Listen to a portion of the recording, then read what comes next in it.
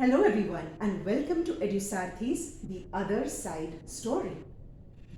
We all perceive Ravana as the villain of Ramayana, as the demon king of Lanka, right?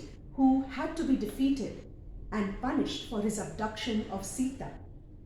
But did you know that Ravana also had some really good attributes and some good qualities? He was a great scholar, having mastered the 4 Vedas and the 6 SHRADDHA'S. He was a wonderful poet and also a wonderful instrumental music player. He played the veena. He was a devout follower and devotee of Lord Shiva. And above all, he was a wonderful king, a very magnanimous king that was very kind to his subjects. Lanka, under his rule, which lasted for several hundred years before the Ramayana, Lanka flourished. It prospered.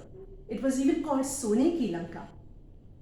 They did really well. They had great advancements in science and medicine. In fact, Ravana's 10-headed form is often known as a reference to his intelligence and his wisdom. There is one story that I want to share with you today that shows us the magnanimous nature of Ravana. Did you know that Ravana was invited by Ram to Rameshwaram before the big battle? Let's hear the story. So Ram, before going into battle with Ravana, wanted to perform a puja and wanted to worship Lord Shiva, praying for victory in the battle. So he erected a Shivling at Rameshwaram and wanted to do a puja there. But to do a puja, one needs a priest. And Ram himself was of the Kshatriya clan, not a Brahmin, and he could not perform the puja. So they hunted for a priest in Rameshwaram, but at that time there was no priest in Rameshwaram. Then Vibhishan, Ravana's younger brother, who was on the side of Ram, suggested, can we possibly call my big brother Ravana to do the puja? He's a very, very learned man and he knows all the Vedas and all the Shastras. Do you think he'll come and perform a puja for your victory in the battle against him? Ram sent the invitation, and Ravana, upon receiving the invitation, amazingly accepted it. He thought it was his duty because without his presence at the puja, Ram would not be able to complete the puja. So Ravana, as a Brahmin, thought it was his duty to go to Rameshwaram and help Ram by presiding over this puja. So he went. Once he got there, he told Ram that the puja will be incomplete without your wife, Sita. As a married man, you must have your wife beside you whenever you perform a puja. Then Ram told him, as a priest, isn't it your duty to suggest an alternative? Tell me, can we keep a statue of Sita next to me and do the puja? Because you know, as you very well know, Sita is your captive in Lanka. She is not with me. But Ravana held his ground and said, no, this is a puja for Lord Shiva. And I will not let anything fall short in the worship of Lord Shiva.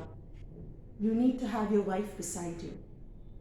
And out of his magnanimity, he said, I will bring Sita to the puja. But you must give me your word that after the puja is done, she will return with me back to Lanka. And then we can battle. And that's what happened. Ravana brought Sita to the puja and Ram and Sita sat together and completed their worship of Lord Shiva, praying for victory in the battle against Ravana. And once the puja was over, Lord Ram and Sita bowed down and touched Ravana's feet because he was the priest presiding over the puja, asking for his blessings. And Ravana blessed them. He blessed Ram, saying, Vijayi Bhava, may victory be yours. And he blessed Sita, saying, Sumangali Bhava, may everything that is auspicious and the best come to you. and that was the magnanimity of Ravana.